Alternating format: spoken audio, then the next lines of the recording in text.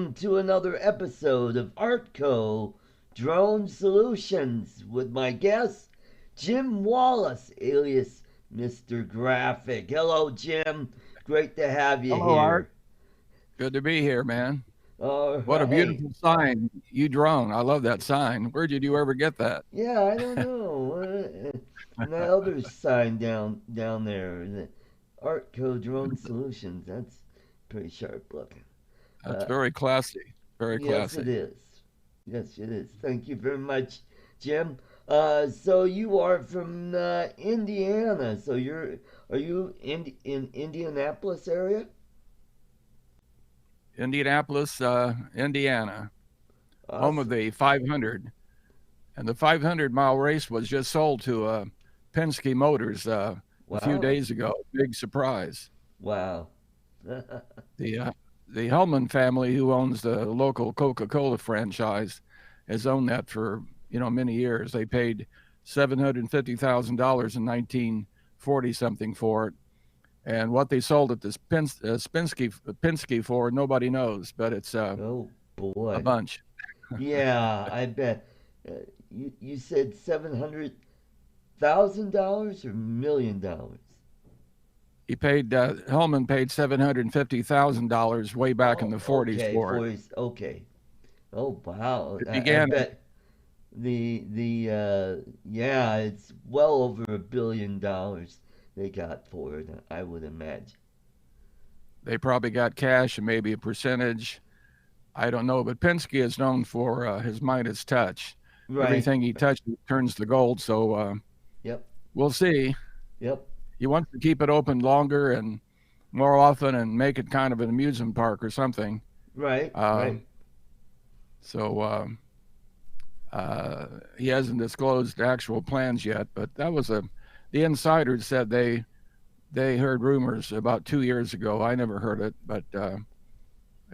it certainly surprised me. Uh-huh. Huh. So tell us a little bit about yourself. How did you get into drones? I understand you started off in photography. I actually started in printing.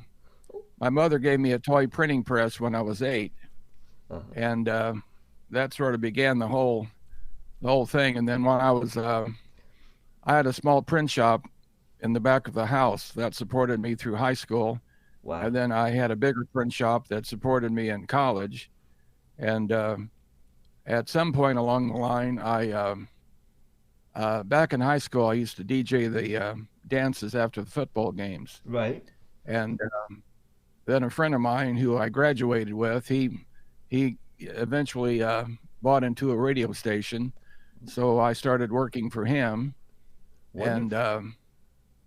I I only worked for other people maybe a few years. I've always worked for myself. Right. Never made a great deal of money, but I'm an independent type, So uh, mother said, if you don't find another career, maybe that printing press will give you something to do. And it if she hadn't done that, I don't know what I'd be doing now. But Right. printing involves photography and design and all that. Right.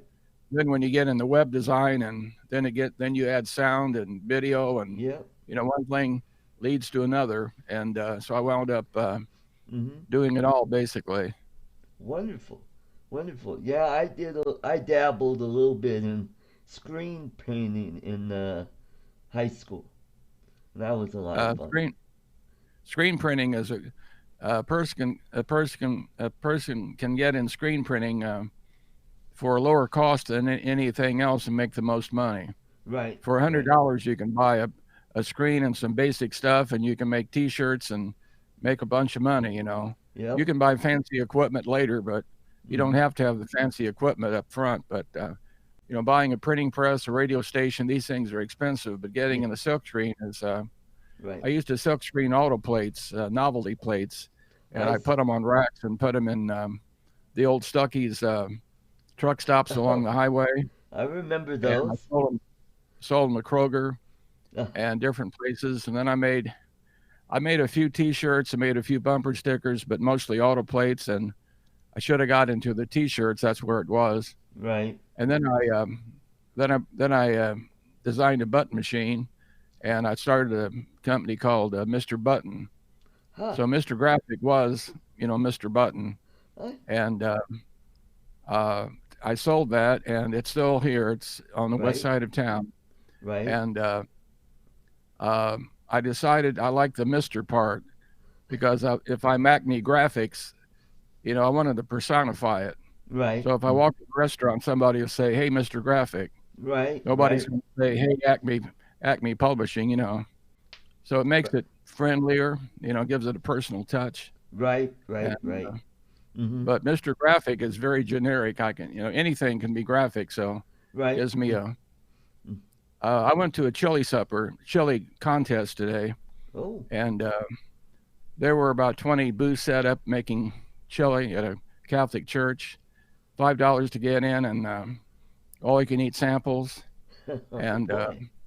we gave tickets to the contestants. Right. The one that I liked was a guy from um, um,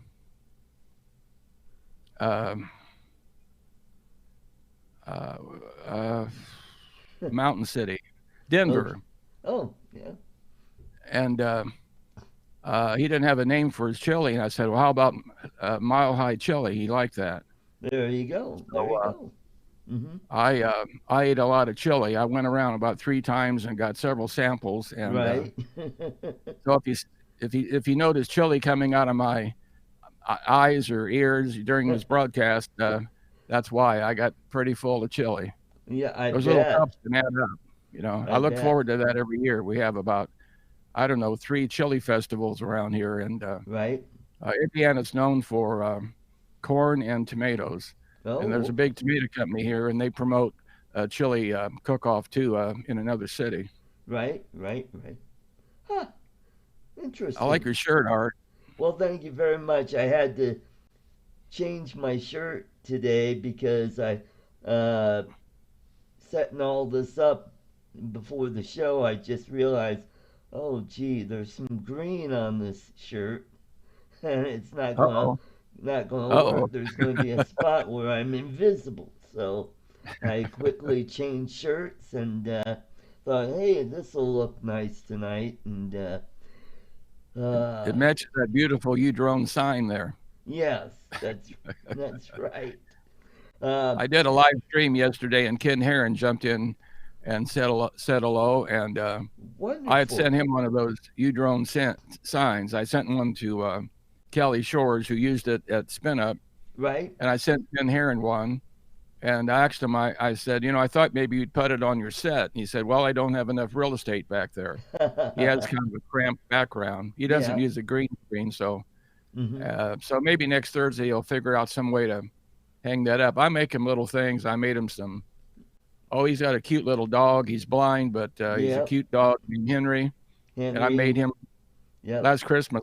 I gave Henry some presents, and I always give. Oh, Ken wonderful. says I'm the first person to ever give him anything. About 2 years ago, I sent him a box of goodies, and he Wonderful. called me. I was in a grocery store, and he said, I just can't thank you enough for sending me stuff. I can't believe it. And of course, since then, he gets a lot of stuff, including some. Yep. The other night, he gave away a Pixel 8, which is a very expensive phone. So Yeah, it is. I entered that and I'm like, oh come on, that would be nice to have that. But yeah, I met him at Spin Up and I gave him one of these.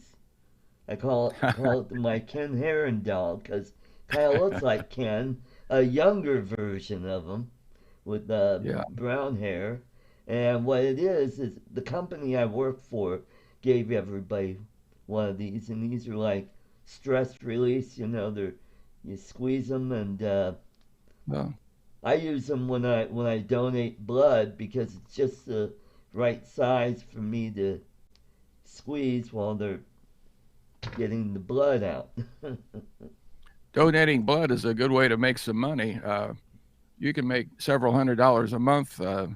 I went to a place, and they use a larger needle when they do that, Yeah. and they couldn't get a vein. Oh I boy. have I have some issues, and I don't have trouble getting a blood draw at the VA hospital. But when they take blood like that, Right. they're not using blood; they're using plasma. Yeah. But anyway, they couldn't. I went in there 2 or 3 times, and I said, "Man, I'm going to make another few $100 a month," and it didn't work. I just, they gave me some things to do, but Right. my veins just aren't big enough to Yeah. allow me to do that. Yeah, I have the kind of veins that roll, so but fortunately the last several times I've had a really good tech that just gets me the first time and I'm like, oh, I like that. Yeah. Hmm. You have a beautiful view out your window there. Oh, thank you. Thank you very much. I thought So you how, lived for a garden apartment. That's a beautiful view. yes, it is. So how did you get into drones? I'm a photographer, and I sometimes I can't get the shot I need because there's something in the way, like a fence, or Right. so I thought, well, I'll get a drone and I'll be able to, take an aerial shot. I wasn't thinking about movies or flying through hoops or nothing. I just wanted to use it for a flying camera. Right. So I bought a little toy drone. I found it very quickly. Those are crap. So I bought a Yeah. Mavic Pro, which had just come out, Right. and Those are it's a good. beautiful drone. But the gimbal camera on it is very fragile and it breaks very easy. Yes. Later they fixed that, but that thing was horrible, and the slightest little thing would break it. And I paid $500 for the first repair, and Wow. then I bought another drone to use while that was in the shop, and it busted, and I fixed that myself. But it was, you open that thing up, and there's a lot of little screws, need Yep. special tools. There's ribbon cables that have to be bent a certain way. Jeff Yep. Sills knows all about that. Yep. Well, And I've repaired several Phantoms standards, Phantom mhm. 3 standards myself, and yeah, it's a lot of screws and a lot of stuff. You just gotta really be careful. And with the Mavic series, I'm like going, I don't even want to touch that because that is so tiny, and with the tiny ribbon cables, that just like going, I'll leave that to Jeff, and he could do that. I had a Phantom 3 standard, and I loved it. It takes, you can do 2.7K, but Yep. 1080 is fine. Hmm. I loved it. Takes the wind good, did everything fantastic, but it's just big. Yep. I got Yeah. tired of carrying the thing around in my case. You could put a dog in there, Yep. and it was the kind of case that you had to take the props off. And Yep. besides that uh, size, it was fine, but I sold it, and I've got a few videos on my channel taken with it. Right. And now I have a Spark and a Tello, Oh. and I'm not in the drone so much anymore. I'm more into just general photography. Right. I like to go around and get close-ups of things and get a lot of subjects. So, um, but anytime I like a small drone, I can put in my camera bag, and Right. if I have to get an overhead shot or whatever, movies are really fun, but they're exasperating, very time-consuming. Yeah, they So are. Yeah. it takes me Well. long enough to.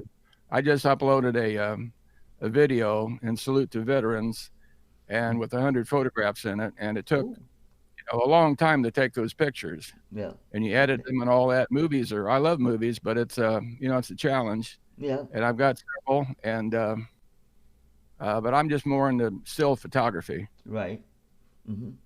Well, maybe Mavic Air is more your style. It's small. I like mine. I just throw it in the backpack and everything fits in there. And also bring a GoPro with the tripod, and I do my intros with the GoPro, and that works just fine. And for example, today we had a really nice warm day where we were in the mid 70s today. Hmm. I went up north to a little town called Erie, Colorado, where there's an auto salvage yard that has some classic cars in the yard. So I drove up there, talked to the guy. His name is Ken Miller. Wonderful, wonderful guy. 80 years old. Uh, he still works. He's got his family working there. And I talked to him for a few minutes. At first, he was kind of hesitant because I guess he had some issues with another drone pilot who took some video or photos of some area and it got him into trouble. So he's so I talked to him a little bit and I told him, hey, I'm all about classic cars and that's all I'm interested in. And after a few minutes, he goes, all right. So he opened up the gate and he let me drive out there.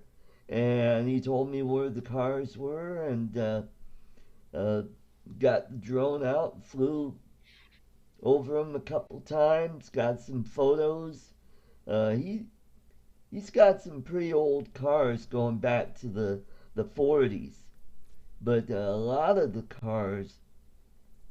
classic cars are late 60s and early 70s, like the Le Mans and the Tempest, Dodge Duster, Darts. I did see some 60s. I think they were Valiants, and they had that great big curved glass rear window. And yeah, one of those there. And if I ever wanted to get into restoring cars, I mean, boy, that'd be the place to go. I have 3 videos about pictures I've taken at car shows.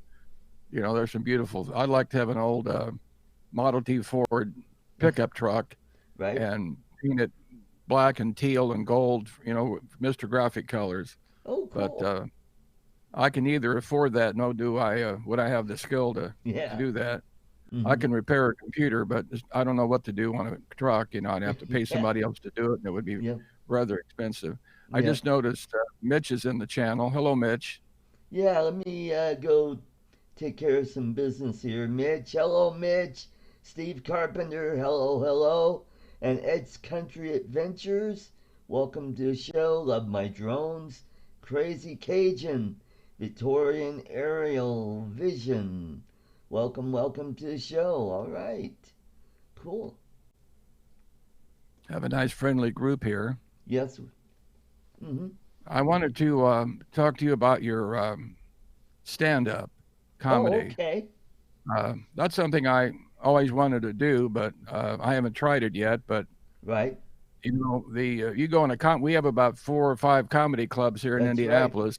Right. Mm-hmm. And if you get up there, if they don't like you, they can be very brutal. Oh yeah, tell me about it. Number 2, today, a lot of it's kind of dirty comedy. Yeah. I don't like bad language is fine in private, but I don't think it should be on a stage. Right. But Bob Hope did pretty good. Never said a bad word in public. Yep. I say in public. But let me get my train of thought back here. David Letterman is an old friend of mine. Oh. He started here in Indianapolis on a radio, on a TV station. He was a weatherman. Right. And he was so funny. He was great, but they thought he was too funny, so they fired him. He got a job at a radio station, which is 1 mile in back of me here. Oh. And he worked there for a while, and he Betty White's husband was his guest one night. Oh. And Dave asked her, he said, I want to get into comedy. How do I do it? And he said, go to Los Angeles, get a job at a big comedy club, and see what happens. Yep. So he took his wife and kid out to L.A., got a job in the comedy store or whatever. Yep. Mm-hmm. And within a year, one of the writers from Johnny Carson saw him and hired him as a writer for Johnny Carson. Yep. Mm-hmm. And he did that for several years, and Johnny liked him, and he wanted him to continue his show when he retired. Right. That never happened. Yep. Jay Leno got it. I love Jay Leno. He's a nice, friendly Yep. kind of a guy, and Yep. uh, Letterman is not quite as friendly. He has an edge to him, you know. Yeah. Mm-hmm. But he Yep. eventually went to CBS, and he did Right. a show in the old set of old Ed Sullivan studio. Mm-hmm. Now, I've been in the studio where Johnny Carson originated a show in New York, and it's very small. On TV, it's still on there with another guy on there. It looks big, but they use a Right. wide angle lens. So, Mm-hmm. uh, but yeah, David Letterman now lives in New England someplace, and he has Yeah. a long beard. And Yeah. um, I've seen him. he went to Muncie. He went to a college here in Muncie, and Right. he donated a building. So they have a building called the David Letterman School of Communication and Broadcasting, and I've got Wonderful. pictures of that. Went up there one day, and so that was a nice thing he did, you know. Right. And he comes back to town. He normally comes to the race, and no, he's here. And then uh, what's that lady that on CBS Morning? Oh, Jane Pauley? Jane Pauley. She's from Indianapolis. Yeah. She went Yeah, to she was working at the same TV station with him. yeah. She Mm. went to the same high school I used to teach computers at here in Indianapolis, Right. Warren Central High School. They Oh, have a little dedication for her, and she has some kind of a real estate business with her name on it. right. And yeah, she did pretty well. I Yep. love the morning show. I normally don't watch it live, but I watch it after the fact on YouTube. Uh-huh. Mm-hmm. So Well, I'd well, like to try. yeah, Oh, yeah, go down there. What I would do, what I would suggest you do, go down there, watch the comments, write some material. When you think you're ready to go on stage, go down there, sign up for open mic, and give it a shot. Who knows? Maybe somebody might think you're funny, and you never know what'll happen. That's how I started. I started going to the local comedy club here, and I asked questions. I started writing some jokes. They told me, "Here's how you write jokes," and all that. And then once I felt like, okay, I have at least a couple minutes that I could do, they gave me like 2 or 3 minutes. Get up there, and I had fun, and people seemed to like me, and I thought, I think I'll give this a try. And I was in college when I did that. When I graduated from college, I decided I'm going to do this comedy full time, and started touring around the country. And I think the only club I performed in Indiana was up in Fort Wayne, up in a club called Snickers, mhm. and they uh, they did a TV show out of there, and I think that's how uh, I got on one of the cable shows, because after I did that, people were saying, "Yeah, I just saw you on TV." I'm like, "What?" I guess I'm afraid of. I was in broadcasting for a long time, and I'm not afraid to get up on stage. And I guess I'm. They can be so cruel in those places. Yeah. That's when when they were. I'm sure you had some nights that weren't so hot. What? How do you I mean, how do you justify that in your head? You got to Well, just go with it and go on. But did yeah, you have a little technique that? yeah. There's you just keep plugging away, because and that's where writing comes in. The more material you write, and then you could kind of in your mind switch gears and say, okay, they don't like that kind of humor, or that You to be premise. able to Then you switch switch tracks to, quickly. yeah. Mm-hmm. Mm-hmm. Uh, go from I have a partial comedy routine based on drones. oh, okay, cool.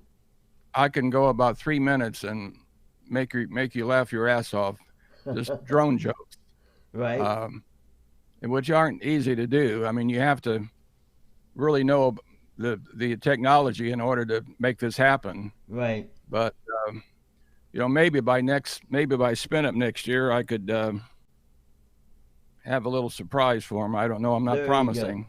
Hmm. It takes a long time, and you have to sit there and concentrate and Right. put your mind in a. I watch comedy on TV like old Red Skelton reruns and stuff like Right. that. Yep. And I then break away and write something down, and you get in a groove, and you know what I Right. mean. Hmm. Yep. Yep.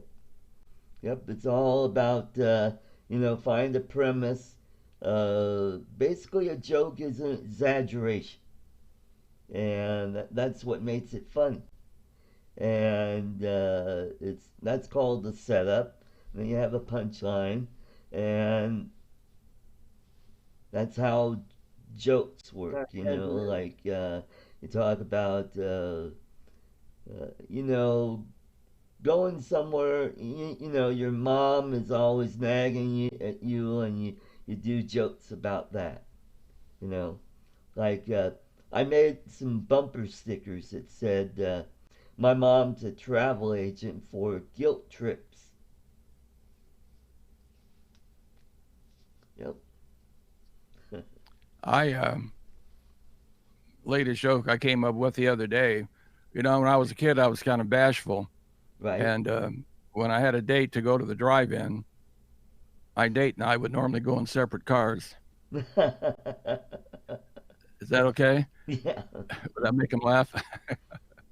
you know, you know, like the chili festival. I like the particular chili out of 20, Right. and somebody else would eat that same chili and hate it. Right. Hmm. Everybody's so individual, and the same thing with humor. Um, if you're lucky, you're in a group of people who kind of think the same. They're on the same track, Right. and if you get on that track, it works. But if you're on a different track, Hmm. or everybody's on a different track, that makes it more difficult. You know what I'm trying to say? Hmm. Everybody's so individual, and it's hard to please everybody all the time. That's that's right. That's why I always write material that covers a broad spectrum of people. Because being a disabled person, a little person, I write jokes about you know what I see from my view, my perception of the world. And I write jokes about that, and people like that. You're poking fun at yourself, uh, but not in a mean way, but kind of in a lighthearted way, and people seem to like that. There's a guy here in town who he has a hand missing, maybe two, and Right. he's on that big TV show on the network. Right. Um, and he laughs at himself. Uh-huh. He does it in such a way that after a while you don't notice his handicap, and he becomes one with everybody. Right. And you know that's what that's about. I mean, Mm-hmm. he gets the crowd going his way and from his perspective, and just like Right. you said, that works. Mm-hmm. Is um, I is see Lloyd in the Brett. chat by any chance? Pardon? Lloyd, Let's see. I don't see Mr. Lloyd, Grumpy. but I do see. It's 7:30. Oh, it is. Okay. My Uh, computer gives the timer every 30 minutes, so I don't, so I know okay. what I'm doing. So Brent Nunley and AZ Drone Dude is in. Huh. I'm sure Lloyd will be ambling in any minute now. But He's okay. responsible for getting me into this racket. I mean, this business. I've been on YouTube for years, but I did nothing with it. Zero. I just put a video on there, and I thought, well, okay, it's YouTube, and I move on to something else. And Right. about a year ago, I discovered really what you can do with this thing, and ever since then I've made 180 videos, and I'm working on that. Right. But Mm-hmm. I saw his vlog he does from his truck, Right. and I called him and I said, "How do you do that?" And he said, "Well, I got a adapter for the windshield, put my Yep. iPhone up there, and I Mm-hmm. did the same thing." And as soon as I did that, I said, "Man, this is me. I can do this." Mm-hmm. And so I started doing that, and then one thing led to another, and here I am. But Mm-hmm. Lloyd is sort of responsible for me being here in an indirect way. Right. He's a lovely man. Yeah, he is. He's a great guy. I got into YouTube way back in '07, I did and too. That's when I started, but I did nothing with it. So yeah, for 10 years. I took some of my comedy videos and I Hmm. uploaded them to YouTube, and then over the years I started uploading miscellaneous videos, and I got into politics, and I did some creative ads for myself. Uh, I don't know if you remember, but about back in 2010, there was an app for YouTube. It was called Extra Normal, and that's where you use the animated figures, and you give them dialogue and give them movement. And I made a short little 2 minute commercial for, hey, vote for me, and I made two characters talking about uh, myself. Oh yeah, I got one of those. I got a couple of those from Rick I Halpert. just, I just, I just sent him 3 dozen more the other day. Oh, Uh, wonderful. I made the sign and everything, and Rick Halper paid for the sign, and then I made some buttons, and but Cool. everybody vote for Lloyd. Yep. Vote He's for got my Lloyd. vote.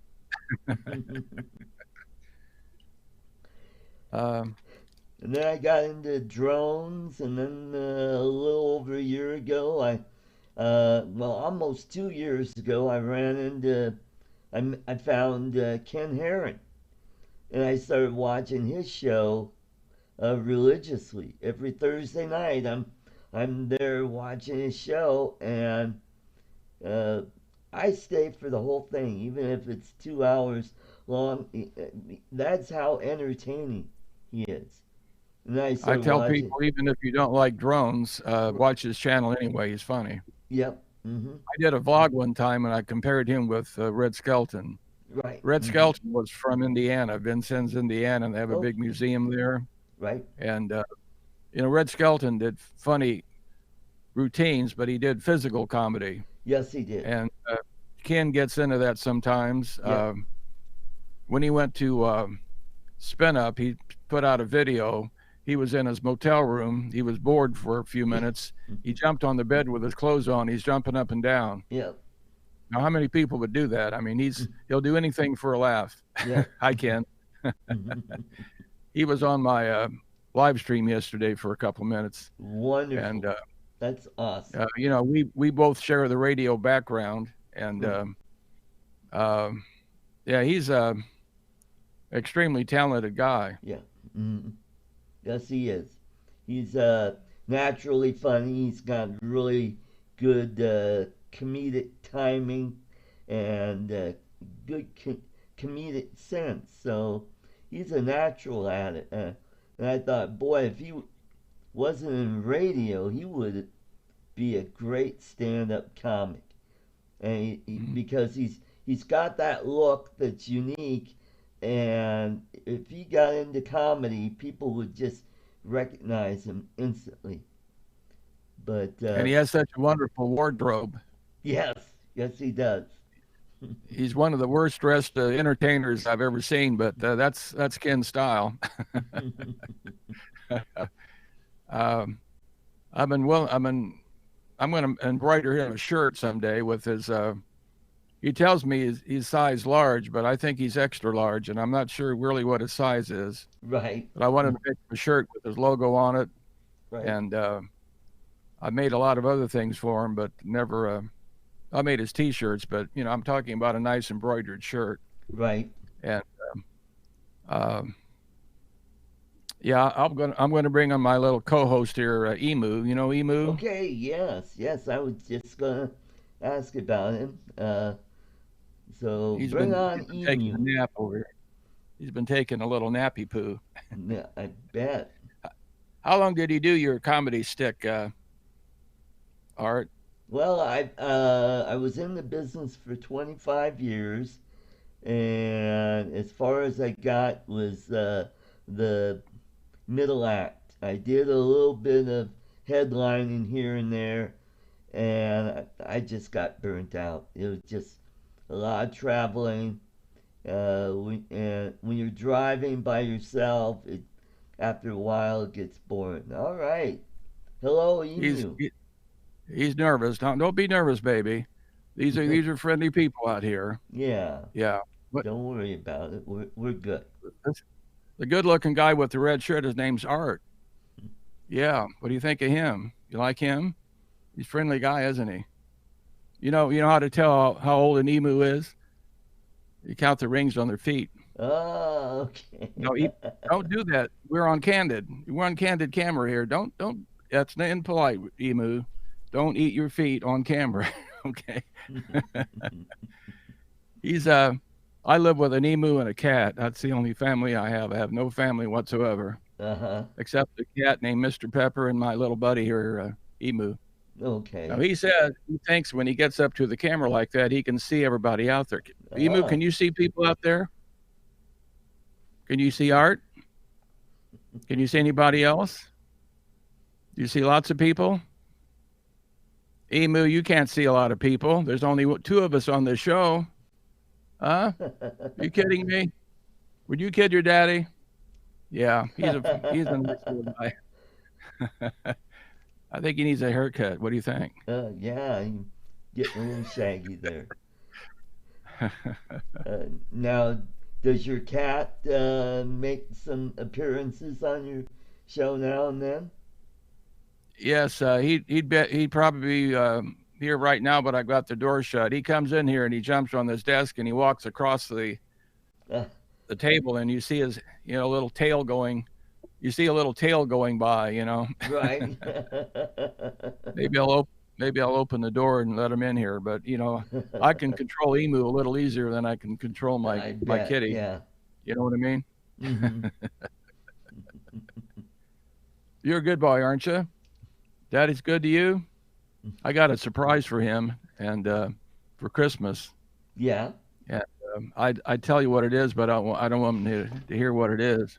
But he's going to love it. Okay. I've got this microphone. It's made by Rode, and it's made in Australia. Right. And so is Emu. He's from Australia. Right. Mm-hmm. I actually bought him from a puppet company in London. Oh. Don't tell him that. Oh. Okay. And no there was a guy named. attached.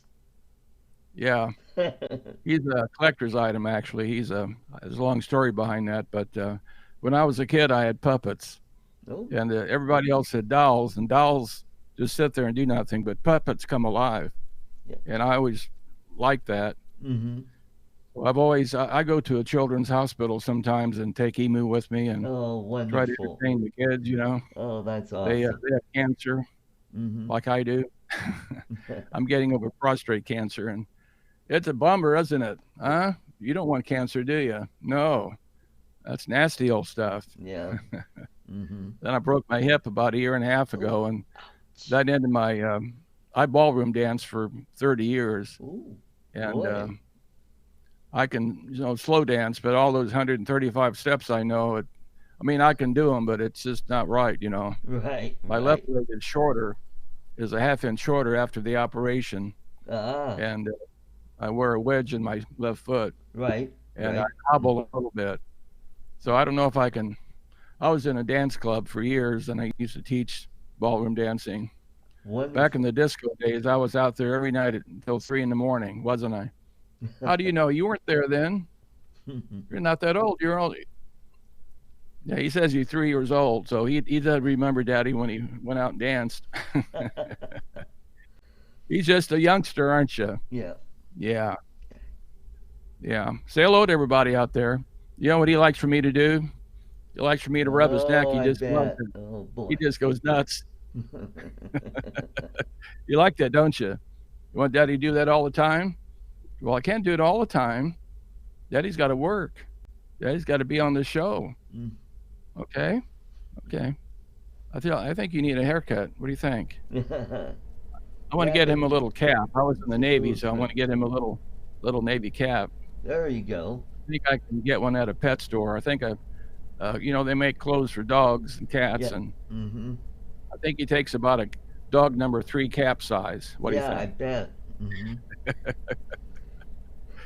So do you Yeah, these lights watch? back here, I have a disco light back there. I used to Yeah, have a I saw disco light. that. Mm-hmm. I used to have one in my apartment for years on the ceiling.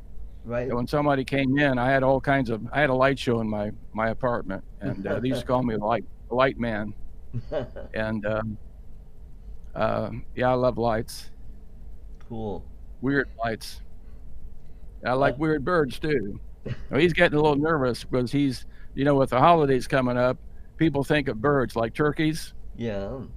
No, Mhm. you're not a turkey, so you don't have to worry about it. Nobody's going to eat you. Yeah. Nope. Just between you and me, Art, in Australia, they raise these guys for food. Yeah. Yeah, I And understand unfortunately, that ostrich is really tasty meat. yeah, an emu can be 5 foot tall.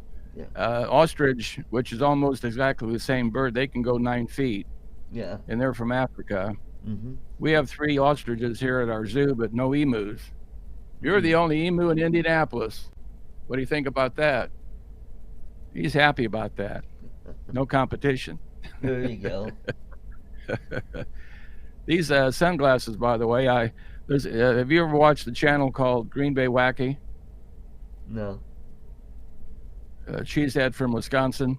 Anyway, he's an extremely funny guy. You'd love the guy. Mm-hmm. He makes these crazy videos, and one of my favorites is called "I'm Too Sexy for My Garage." You got to see it to appreciate it.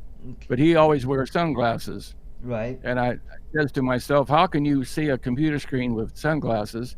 And you know how you do it? It looks beautiful. I've got 2 big LED lights over here, and I got a bright screen in front of me, and with these glasses on, I can stare at that light, turn it all the way up, and it doesn't bother me a bit.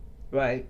It's great. And also, I wear reading glasses, and I don't like if I wear reading glasses, it kind of makes your eyes bigger. Right. I didn't like the look, so these are reading glasses and sunglasses combination. Right. And one person in my chat the other day said I look like Johnny Cash. Yeah. I don't know. I met him one time in Nashville, and he was out at I had a booth at the fair. I used to work fairs with. That's another story. But he was out on the Midway with his son and the grandson. Nobody was there. It was kind of an empty day, and nobody was bothering him at all. And suddenly a guard walked over to him and he said, "Johnny, or Mr. Cash, if you get a crowd over here, I'm going to protect you, keep the crowd away, and blah, blah, blah." And then everybody noticed, hey, there's Johnny Cash over there. Oh boy. Then he had to leave. No. Johnny Cash couldn't read until he was like 40 years old. Oh wow. A lot of people don't know that. Wow. He went to school and he went to prison, but I mean, I don't know if he learned in prison or what, but Right. it's amazing how you can. There's a lot of. I'm in the printing business. I've met a lot of people who they want to buy printing, and I'll tell them, write it down, and they're very hesitant, And I learned along the way that if they act like that, they probably can't read or write. Don't press it. Just do it for them. Yeah. Because I embarrassed a few people at first, because I never thought that, It just seems like everybody can do it, but a lot of people can't. Yeah, remember the weatherman on, I think it was the Today Show, Al Roker? He couldn't read. Huh. Yeah. Emu sees what's up there. Emus like bugs. We got a bug up there. Since I've had emus and cats in the house, I don't have any bugs. They get rid of bugs immediately, especially the cat. Right. So have you watched Jeff Dunham? Who? Jeff Dunham. Okay. He's a ventriloquist that has Oh, Peanut and Senor Jalapeno on the stick, and Ahmed, the dead terrorist, and yes, he's on YouTube. right. Now, There's I've one worked guy with. in ventriloquist who makes millions of dollars. He has an act in Las Vegas. Yep. Maybe that's him. Is that him? This guy's Prob- big. He has his own stage in Las Vegas, and he's just Probably. fabulous. You know. hmm Yeah, I worked with him a couple times back in the '90s. Very funny guy. Uh, there's kind of a rivalry between comedians and ventriloquists. Comedians kind of look down on ventriloquists, saying, "Oh, you need a doll to make yourself funny." But you watch Jeff Dunham, and this guy is tremendously talented because he makes his own uh, doll or Hmm. puppets, might say. He'd be Uh, funny without the puppet, but with the puppet, he's even funnier. Of course, he can talk to himself like I'm doing. yep. Hmm. My emu only talks to me in my ear. I He's see. bashful. Yeah. There was an Hmm. emu on British television back in the 70s. A guy named Rod Hull made a 5 foot emu very famous and became a millionaire. And his Wow. emu never talked, never said a word. Right. And he was on Johnny Carson, and he would tear up the show literally. I mean, the show would be absolutely, I mean, physically devastation type. Uh, Right. now, my little emu doesn't do that, don't you? You're not Right. going to tear daddy's head up, are you? No, you're a good emu. Yeah, well, this other emu, he got very excited, but he had TV shows, and you can look him up on YouTube. Rod Well, Hull. I mean, okay. everybody Well, from Britain knows about him. right. We'll do As far that. as I know, I'm the only guy on YouTube doing a live puppet act.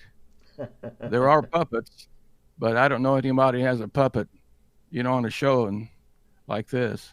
Right. Do you? Right. Hmm.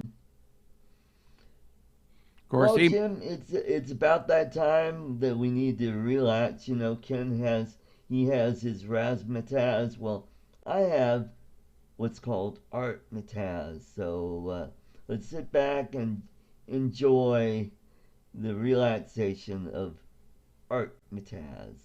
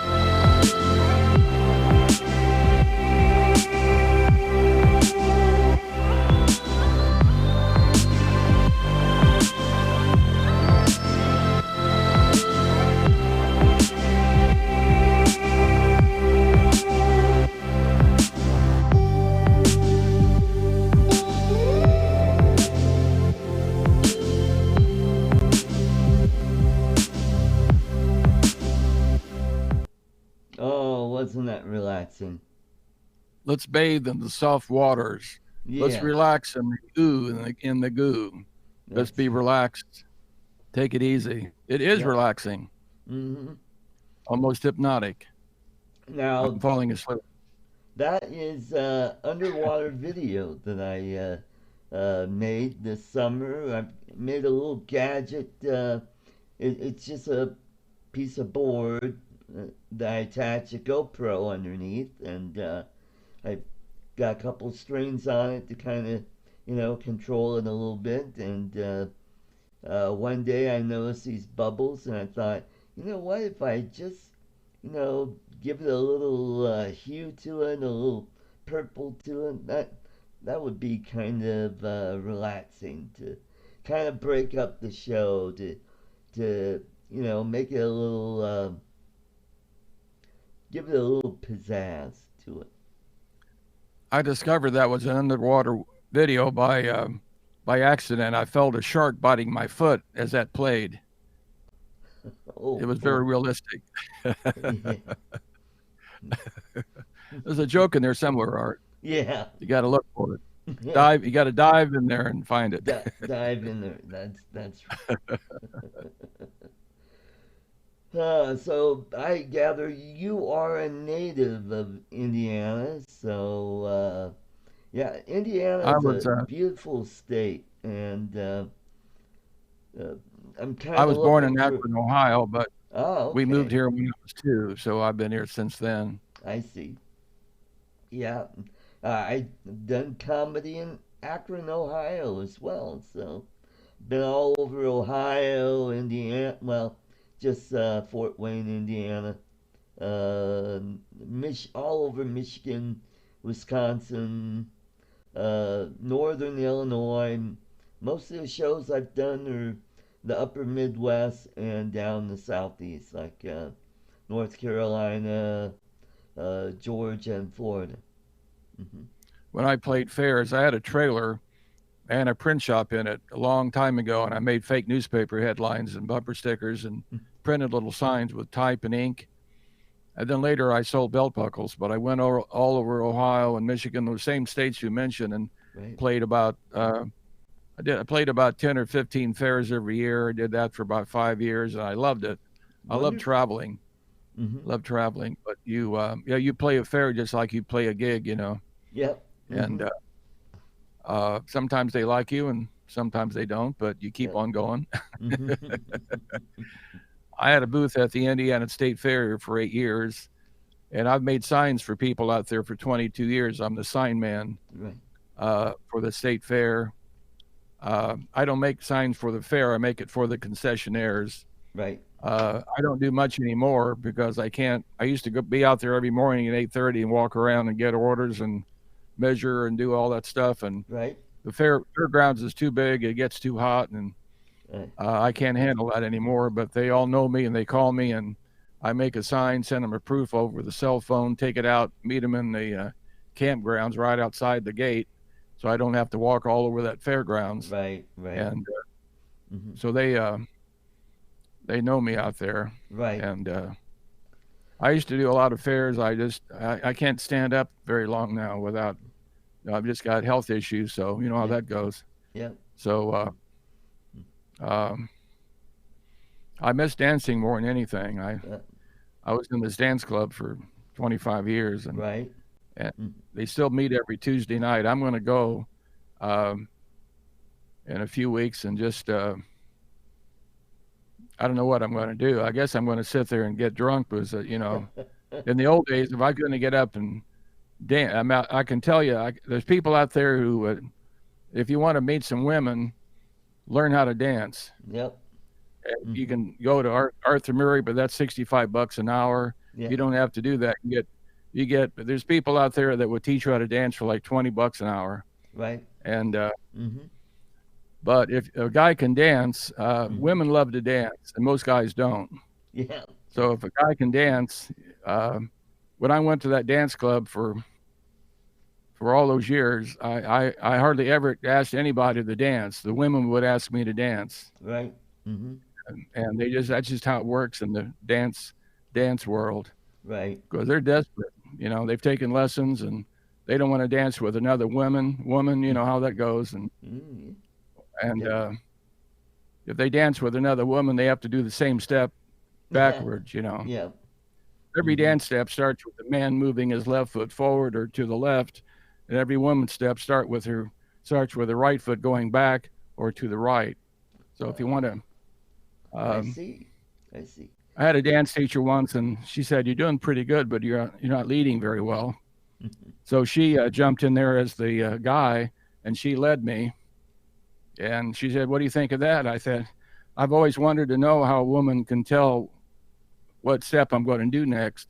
And with that leading you gave me, little push, little shove. I knew just instinctively. And ever since then, I knew how to lead. But you had to give me an actual example. There you go. There you go. Yeah, I did the waltz, the samba, the jitterbug. The swing is the number one dance. If you can do a left, right, left, left, back step, you can do almost anything. You take a swing and a cha-cha, mix them up. It's Right. 3/4 time, and most songs are 3/4 time. And of course, waltz is 3/4 time. And if you do the Frank Sinatra music, that's on a different. Right. I forget what count it is, but it's odd. Right. Like Foxtrot works with it. Right. And but anyway, I love to talk about dancing, but since I can't do it anymore. Yes, you do. You know. So let's get back to not just drones, but I'm kind of interested in your graphic world. What kind of editing software do you use to design your graphic material? I have the entire Adobe suite. I pay so much a month, and I have all the software. The only ones I use basically are Photoshop and Adobe Illustrator. Right. Photoshop takes care of photography, and then Lightroom, it's more directed towards photography and organizing your photos. Right. And Photoshop's more geared to doing special effects. Illustrator is how you make logos, because if you make a logo, you want to make it in vector format so you can blow it up, edit to any size without getting distorted. Right. Yeah, Now, without it Premiere, breaking up and pixelating. Adobe Premiere was designed to edit full-scale movies. It wasn't designed to make YouTube videos. That's a waste. Right. So I have Apple computers, so I use iMovie, which comes with right. and I've done everything in iMovie, and it's just quick and easy. And Premiere, if you use it all the time, it's fine. But if you don't use it all the time, you're 90% of that, you don't need it. Right. And no, iMovie is a watered down version of Final Cut Pro, which Apple sells for $300, and it's equally capable, same as Premiere. Right. But you can buy Final Cut Pro, but Adobe products, you can't buy them anymore. You have to rent them. You have to pay $40 or more a month. Yeah. So a lot of people don't like that. Yeah. Yeah. If you're a big ad agency, you don't care. But if you're a little guy, right, $50, $100 a month is a lot of money to rent software. If you don't make the payment, the program doesn't work. It cuts off in 30 days. Yep, that's right. So, and I use Filmora, and it does for what I need to do. And that's a great program. It's got a lot of cool special effects in it. Yeah, it does. And check out Green Bay Wacky. He uses that. That's what he uses, and he does a lot of crazy. You'll love the stuff he does with it. It's really crazy. He always has a green screen. He has a wild background. He's got 2,800 logos on the screen, and he's pushing OBS, and he's doing it all. Right.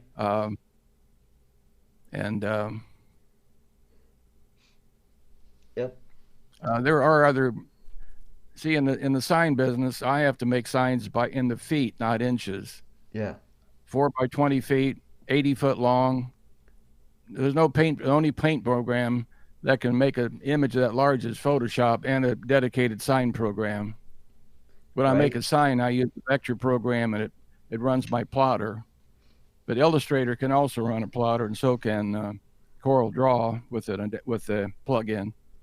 Right. And but in the sign business, Photoshop has a special format that nobody knows it has. If you try to save a file with it's 8 o'clock, 2 by 3 feet, you're getting to the foot category. Yeah. It has a special format it saves it in, and no other program does that. And then the other big thing about Photoshop, it'll save in SIMKey format. If you give a file to a print shop that's going to offset print it, which is the most common way to print something, they need a SIMKey. They don't want RGB, they want SIMKey, and that's the only program that can save in SIMKey. other than that, there's free programs out here that you can edit pictures with. That's no big deal. Right. Cool. But Filmora, that's for $65 for that. That's I almost bought it one time, but it just did more than I needed to do, really. Right. Right. I like to keep it real simple. And iMovie, and it's optimized for a Mac, so I can. I love to edit movies. I spend that Veterans movie. I spent 2 hours on it. Right. And if I did that with Premiere, it would probably take 3 hours. It's like using a shotgun to kill a squirrel. Yeah, that's right. It's great if you need it, but don't buy something you don't need. Right. Buy what you need and get the most out of it. And if I need additional animations, you would normally use After Effects for all the fancy animations are done with After Effects. I have that, but I use Apple's Keynote, and which is made for slideshows, but it makes a couple hundred different animations. Right. And I can save those as a movie, put them in iMovie. And anyway, so I've got all the expensive software, but I don't want to use it unless I need it, because it's just too much there to deal with, Right. Well, I have another computer that has Linux on it, so I'm learning how to use OpenShot. And if I want to do 3D titles, it goes into Blender. And that's a whole new, different thing I got to learn how to use. That's used for 3D stuff. Yep. I do 3D graphics and, building prototypes. They look like a photograph, and you can move around in the scene, kind of like Toy Story. Yep. And I use a program called Strata 3D and Cinema 4D. Right. And they're very complicated programs. You use those in tandem with Photoshop and Illustrator. You need vector, which are images made up of lines and polygons. And then bitmap, which is little pixels in Photoshop. Right. So for Photoshop, you'd make your textures and things. Like if you want to make a wood building, you'd use a Photoshop to make a texture. Then you'd use Illustrator to make the framework for a building. Then you put that in the 3D program and combine them and come up with a whole bunch of. We had StreamYard here. I'd be able to pull up a picture and show it to you. Right. StreamYard lets you. That's the guest. Yeah. Show you the screen or the tab. Right.